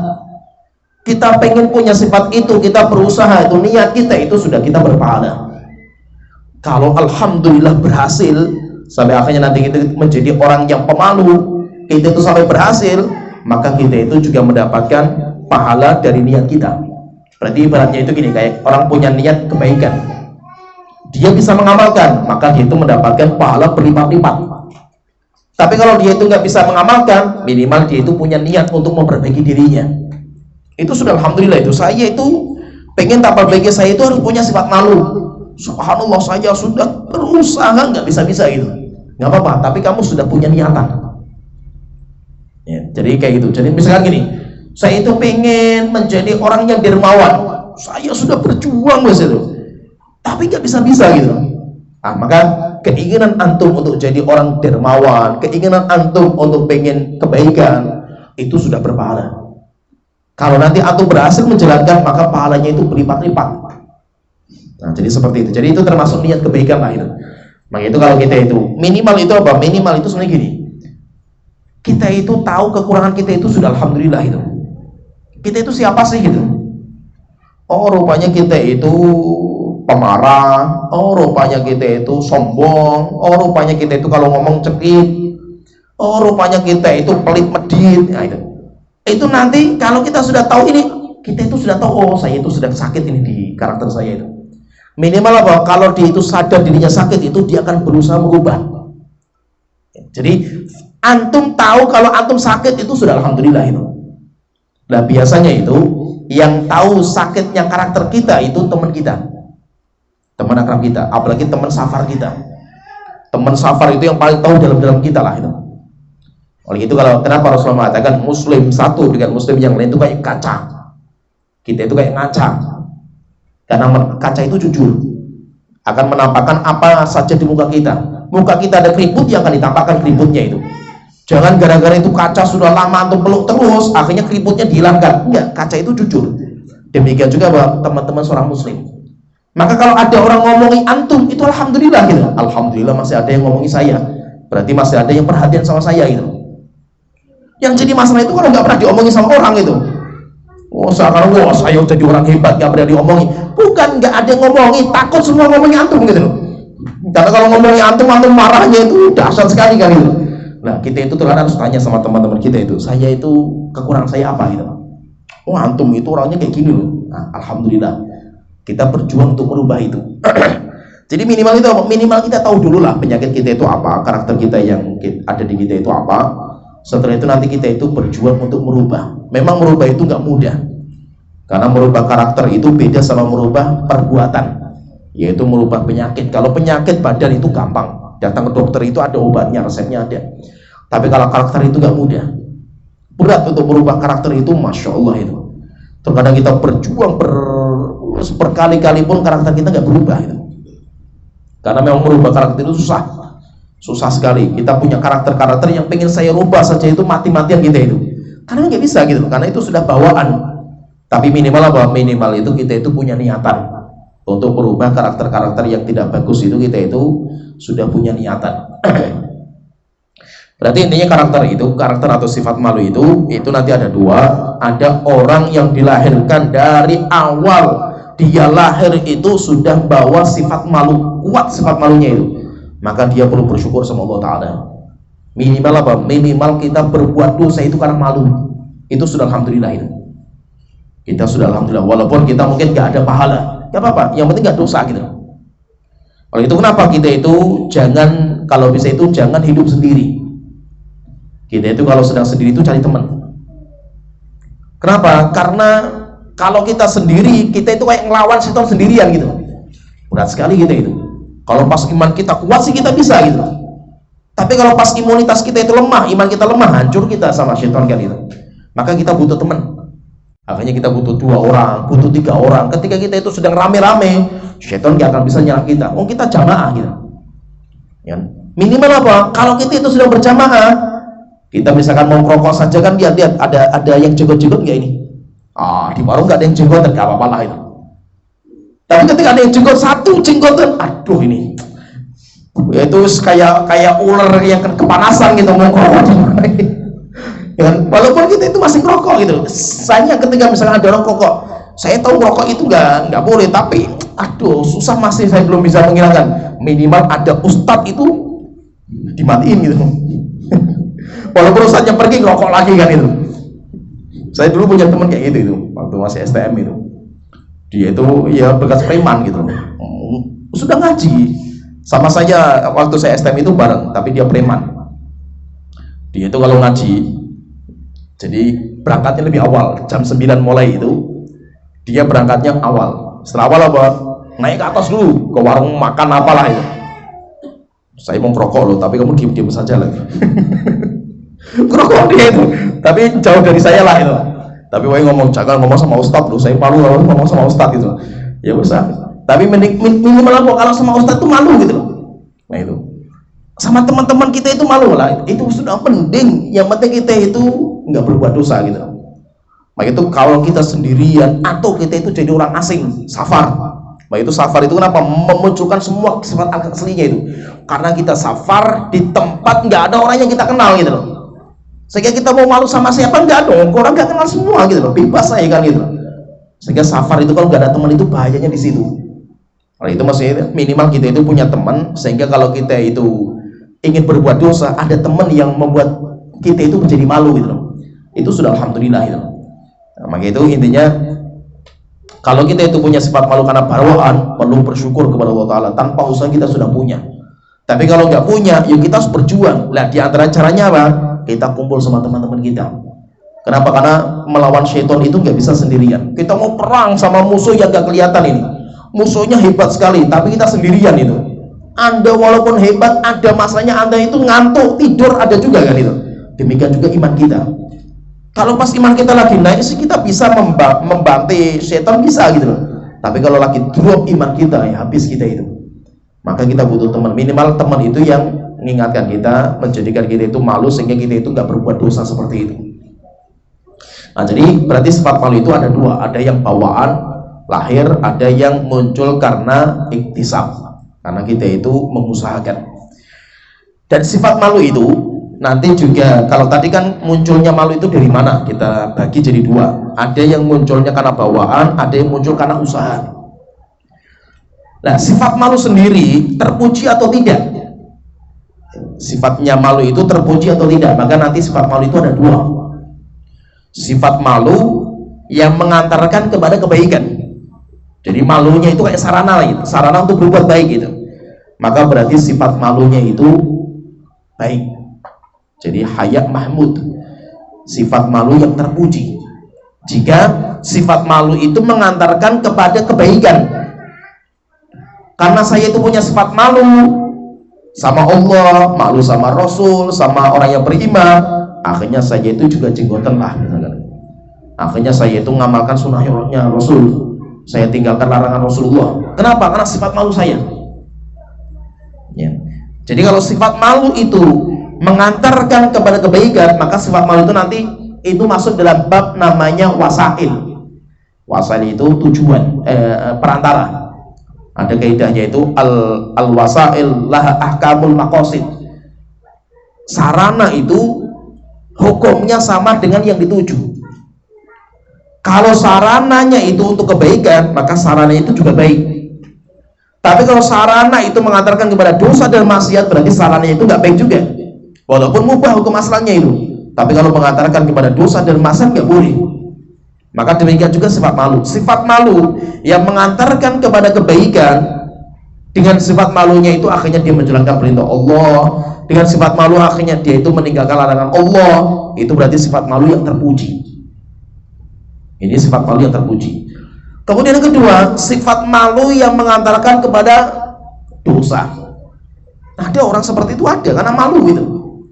Gara-gara dia malu nggak menjalankan perintah Allah. Gara-gara dia malu menerjang larangan Allah Ta'ala.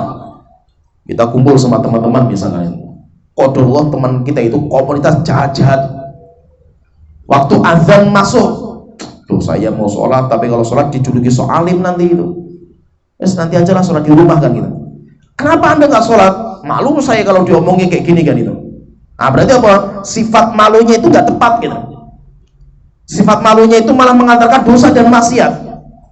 Saya kumpul sama teman-teman yang minum khamr. Saya kalau nggak minum khamr sendiri, yuk malu nanti saya dicaci maki sama mereka kan, diomongin sama mereka. Tapi saya minum khamr lah, malu kalau saya nggak minum kan itu. Nah biasanya itu kejahatan itu karena malu terhadap teman-teman lamanya itu. Banyak orang itu yang pengen berubah gitu, tapi ketika dia itu berubah takut dengan omongan orang, malu kalau diomongi gitu. Akhirnya apa? Terkadang dia itu belum bisa berubah karena itu. Sehingga berarti tidak semua sifat malu itu baik. Maka kita katakan sifat malu yang baik itu adalah sifat malu yang mengantarkan kepada kebaikan. Sifat malu yang mengantarkan kepada kejelekan itu sifat malu yang tercela. Malu dalam belajar. Ada juga orang yang mau ngaji itu malu. Bukan dia itu nggak pengen sebenarnya, pengen sekali. Tapi saya ngaji itu malu ah. Ya enggak, nanti kalau dilihat sama orang-orang awam sama ini saya gimana saya kan itu. Akhirnya dia nggak mau ngaji. Ada orang seperti itu banyak. Oleh itu kalau sifat malunya malah menghalangi dia untuk belajar, itu jadi masalah gitu. Dia mau bertanya, ada permasalahan pribadi yang urgen gitu, harus ada jawaban dari ustadz gitu. Malulah saya bertanya sama ustadz, nanti kalau ustadz tahu saya malah itu. Ini jadi masalah itu. Terus kalau antum itu nggak minta fatwanya ustadz, terus mau fatwanya siapa gitu? Fatwa sendiri tambah runyam urusan kan gitu. Ya, tanya ke ustadznya itu. Maka itu sifat malu dalam belajar itu bukan tempatnya. Ya, jadi nanti ada kadarnya lah. Oleh itu kata para ulama itu mengatakan la yatlubul ilma rojulan. Ada dua orang yang gak akan bakal orang itu belajar. Yang pertama mustahyin, orang yang pemalu. Yang kedua mustakbir, orang yang sombong, merasa sok pinter. Itu sama. Orang yang merasa sok pinter dengan orang yang pemalu sama derajatnya itu. Oleh itu pernah Rasulullah itu ketika ngisi kajian di masjid Nabawi, Rasul itu melihat di luar masjid itu ada 3 orang berjalan, yaitu mau ikut kajian. Yang satu masuk, lihat depannya itu ada yang kosong, langsung masuk ke depan. Yang satu malu, akhirnya duduk di paling belakang sendiri. Yang satu nggak jadi masuk, akhirnya pulang. Rasulullah ketika melihat 3 orang seperti ini, langsung Rasulullah berhentikan sabdanya beliau itu.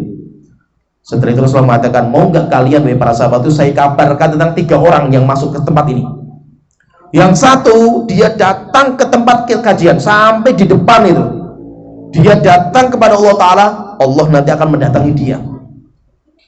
Sedangkan yang kedua dia itu malu, akhirnya duduk paling belakang, paling pojok, maka Allah pun nanti akan malu ketemu sama orang itu. Sedangkan yang ketiga dia berpaling dari Allah Ta'ala. Ya, kan kita majelis kan berpikir sama Allah Ta'ala kan itu. Ada orang yang pengen ngaji gak jadi itu karena malu, maka nanti Allah pun akan berpaling sama dia. Berarti maksudnya apa? Terkadang sifat malu dalam kebaikan itu gak pas. Wanita-wanita Ansor sampai Aisyah itu mengatakan itu, nikmatil mar'atu nikmatun nisa nisaul Ansor. Wanita terbaik itu wanita Ansor. Kenapa Aisyah mengatakan seperti itu? Karena sifat wanita mereka, sifat malunya mereka itu tidak menghalangi mereka untuk tanya sama Rasulullah masalah privasi. Yang itu bagi orang-orang Ansor itu nggak bisa gitu loh. Bicara masalah sampai dalam-dalamnya itu kan masih kayak gimana ya, tabu lah gitu loh. Wanita Ansor ya. Sampai pernah itu ada seorang wanita datang ke rumahnya Rasulullah. Katanya Rasulullah, kalau wanita itu selesai haid kan dia itu kan wajib untuk mengqadha puasa. Pertanyaan dia itu, ya Rasulullah, terus berhentinya haid itu tandanya apa? Maka Rasulullah mengatakan kering kalau sudah tidak ada darahnya. Cara mengetik keringnya kayak apa ya Rasulullah itu? Rasulullah mengatakan ambil kapas, masukkan kemaluan. Cara masukkan kemaluannya kayak apa ya Rasulullah itu? Sampai Rasulullah mau jawab bingung juga itu, terus gimana? Cara pertanyaan terlalu detail sekali, terus masuknya gimana itu? Akhirnya sama Aisyah langsung dimana sini. Diajari sama Aisyah caranya itu kayak gini gitu. Maksudnya itu apa? Nggak malu gitu. Masalah privasi seperti ini.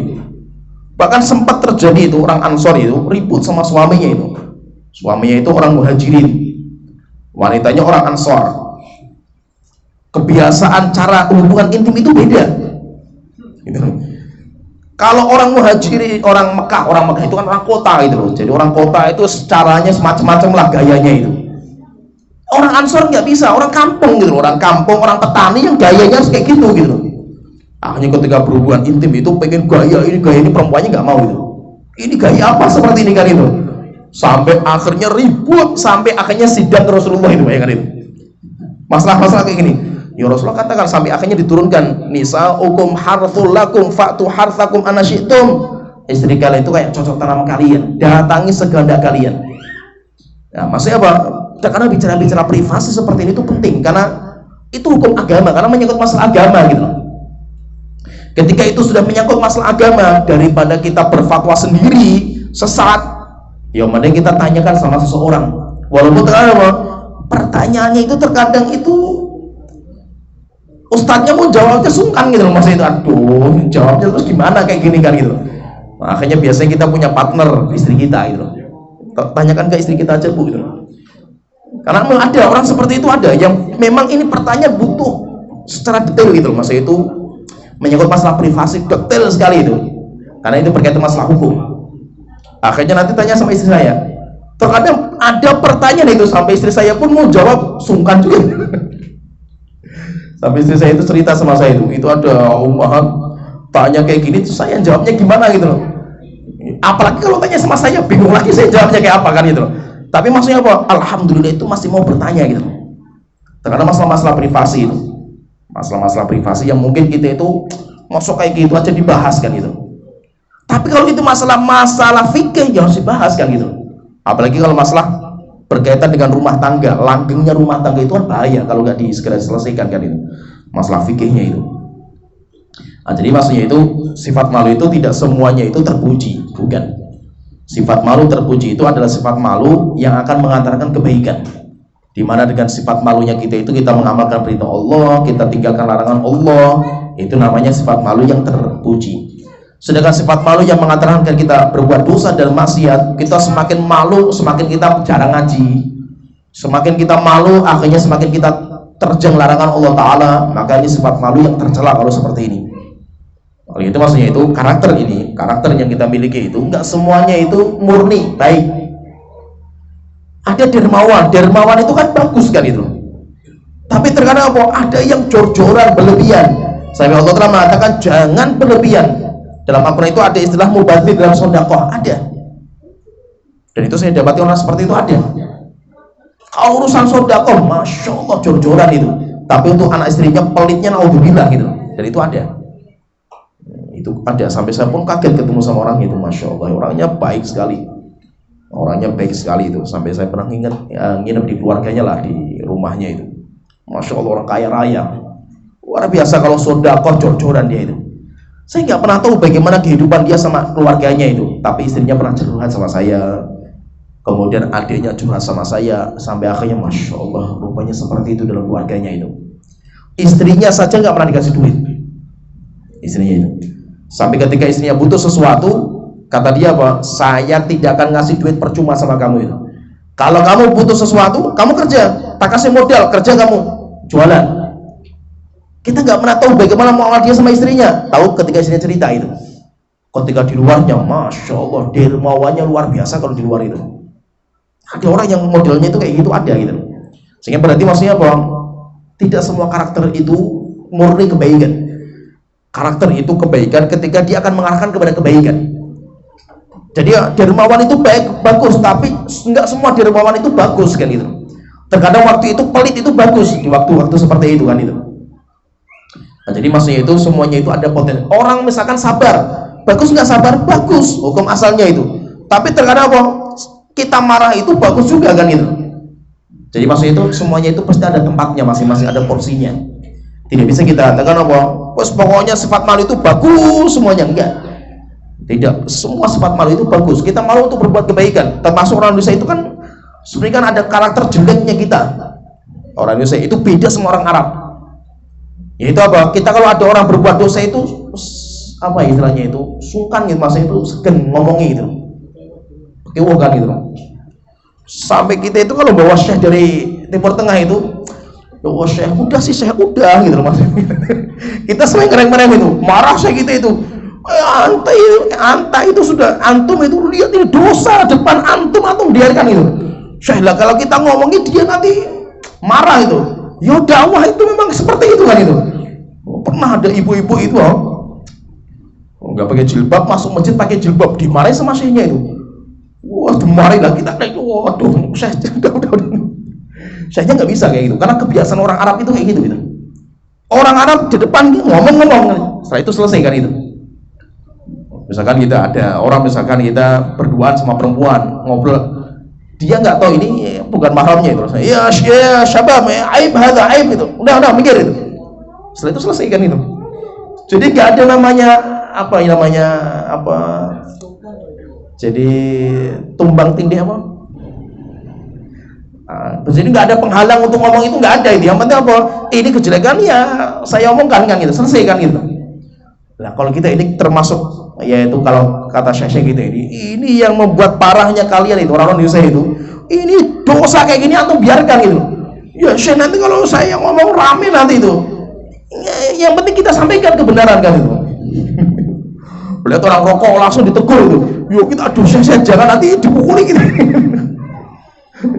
Jadi kalau orang Arab enggak, langsung ngomong gitu. Ada orang berduaan laki-laki perempuan itu masih muda, langsung ditegur itu. Nah kalau kita aduh, masa itu ini memang kesalahan kita itu, masa karakter kita itu sungkanan nih, masa itu apa pekewuhan itu termasuk karakter yang jeleknya kita itu.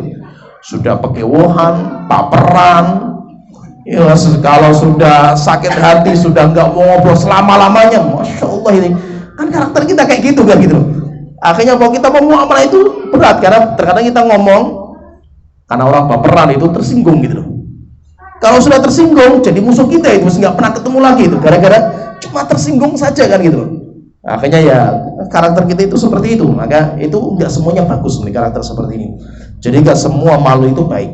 Ada terkadang malu itu yang baik, itu hukum asalnya itu. Tapi terkadang ada karakter-karakter yang sebenarnya itu baiknya itu jangan malu. Ya jadi seperti itu intinya. Karakter itu nanti ada dua, ada karakter yang mengarahkan kepada kebaikan. Intinya kalau kita itu adalah kebaikan. Selama karakter yang dia miliki itu mengantarkan kepada kebaikan, maka semuanya itu baik. Selama karakter dia itu mengantarkan kepada kejelekan, maka itu jelek.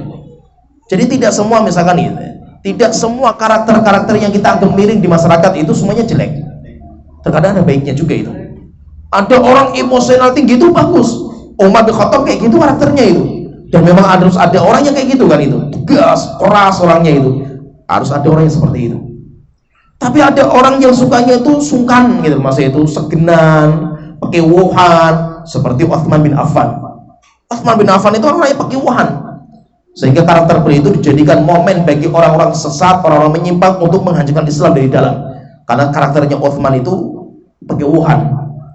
Beda sama zamannya Umar. Zamannya Umar nggak ada ahlul bidah yang bisa masuk itu, karena kerasnya beliau itu. Tapi zaman Utsman nggak. Utsman itu orangnya lembut, orangnya pemalu, orangnya itu dia itu ya pekewuhan.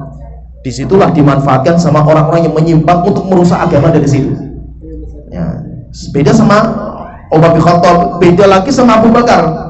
Abu Bakar itu karakternya lembut, tapi ketika hukum Allah dilanggar lebih keras daripada Umar bin Khattab radhiyallahu anhu. Sampai Umar pun sampai dibilangin sama Abu Bakar, "Wahai Umar, kok kamu sekarang itu ciut sekali nyali kamu kan itu?"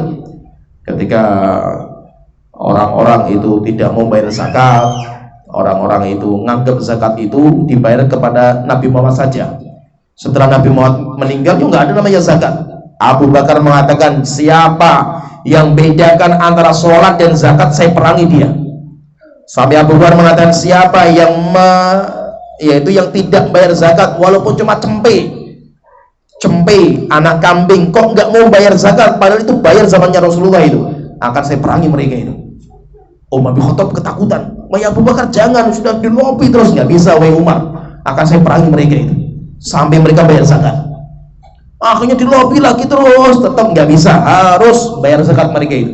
Kenapa? Karena Umar bin Khattab waktu itu melihat kondisi negara kacau, negaranya itu karena banyak orang murtad, banyak nabi palsu dan yang lainnya.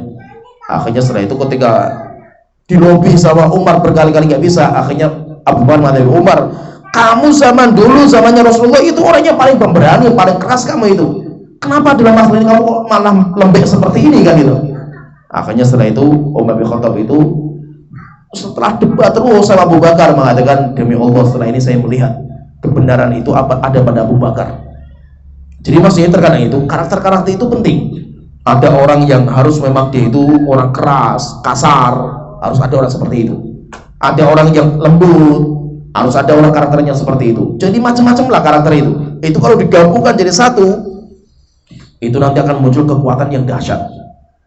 Kalau karakternya itu kayak orang Indonesia semua, ya kita mudah dijajah gitu. Pakai Wuhan, kita kalau sudah dilus-lus sedikit, wes kekel kita itu kayak perempuan kan gitu. Penjajah ngasih kita sarung saja, wes kita menjadi pejuang sejatinya mereka kan itu. Karena karakter kita kayak gitu semua gitu, ya. Kalau kita itu ada karakter Arabnya, tegas, keras, ya luar biasa kita itu. Jadi maksudnya itu apa? Ya memang kita itu harus gabungkan semua potensi yang ada. Intinya itu kalau kita itu punya karakter-karakter yang baik, kita lihat diri kita misalkan itu, alhamdulillah kita itu karakter kita itu sudah, kita itu bisa menahan emosi, alhamdulillah kita bersyukur sama Allah Ta'ala. Kita sudah bisa memaafkan orang yang berbuat kesalahan sama saya, alhamdulillah kita bersyukur kita punya karakter itu. Kita sudah bisa sedekah, alhamdulillah kita bersyukur sama Allah Ta'ala. Tinggal apa yang belum kita mampu itu apa? Nah itu kita cari. Oh, kita belum mampu di sini itu. Setelah kita itu sudah tahu itu, maka nanti namanya riyadhah, ada namanya riyadhatun nafs, olahraganya jiwa. Jadi terkadang untuk merubah karakter itu perlu olahraga. Olahraga itu apa? Dibiasakan sampai akhirnya kalau sudah terbiasa jadi karakter. Karakter itu kan muncul karena kebiasaan. Nah kalau kita sudah punya karakter jelek, untuk merubah kepada kebaikan itu luar biasa capeknya itu, beratnya luar biasa. Tapi harus kita coba. Nah, membiasakan karakter yang baik itu sering nanti diistilahkan oleh ulama kita itu dengan julukan namanya riyadhatun nafsi, olahragakan jiwa kita. Jadi bukan hanya olahraga badan, tapi olahraga jiwa kita. Saya misalkan itu, saya nggak pernah olahraga main bola, tiba-tiba sekarang langsung main bola futsal 1 jam, yo pingsan saya kan gitu, ya kan, nafasnya tersentak-sentak pingsan gitu. Terus bagaimana caranya? Pelan-pelan, lari dulu, ini dulu, sampai akhirnya main bola pelan-pelan, jadi kiper dulu lah, duduk dulu, nanti jadi back, nanti setelah itu ada tahapannya kan itu. Demikian juga bahwa kita misalkan kita itu orangnya pemarah, emosinya tinggi sekali itu. Untuk merubah menjadi orang yang pemaaf, orang yang penyabar itu nggak mudah. Terkadang lagi kita mau marah itu, gitu, sampai nahannya itu sampai sakit kita itu. Setelah itu meriang kita itu. Nggak apa-apa, awal kali nahan sifat marah itu memang seperti itu, tapi biasakan terus itu sampai akhirnya jadi karakter. Nah kalau sudah jadi karakter, ya sudah alhamdulillah ya. Maka itu intinya itu memang memperbaiki karakter itu nggak mudah, karena karakter itu ada karena kebiasaan yang lama. Maka untuk merubah itu butuh proses yang panjang sekali. Maka minimal kita itu berjuang untuk merubah karakter yang jelek kita itu sudah alhamdulillah. Kita perlu bersyukur sama Allah Ta'ala ketika kita itu dimudahkan untuk seperti itu. Ya alhamdulillah kita selesai pembahasan ringkas masalah sifat malu. Kalau hadis-hadis yang berkaitan dengan keutamaan sifat malu itu banyak sekali. Nanti bisalah dibaca-baca, banyak sekali. Ini sebenarnya sudah saya siapkan banyak sekali hadisnya, cuma terlalu lama kalau kita bahas itu. Ya mungkin sampai di sini saja pembahasan tentang sifat malu. Nanti insya Allah kita akan masuk di hadis berikutnya berkaitan dengan istiqomah di dalam menjalankan agama. Ya sampai di sini wa akhiru da'wana alhamdulillahi rabbil alamin sallallahu alaihi wa sallam.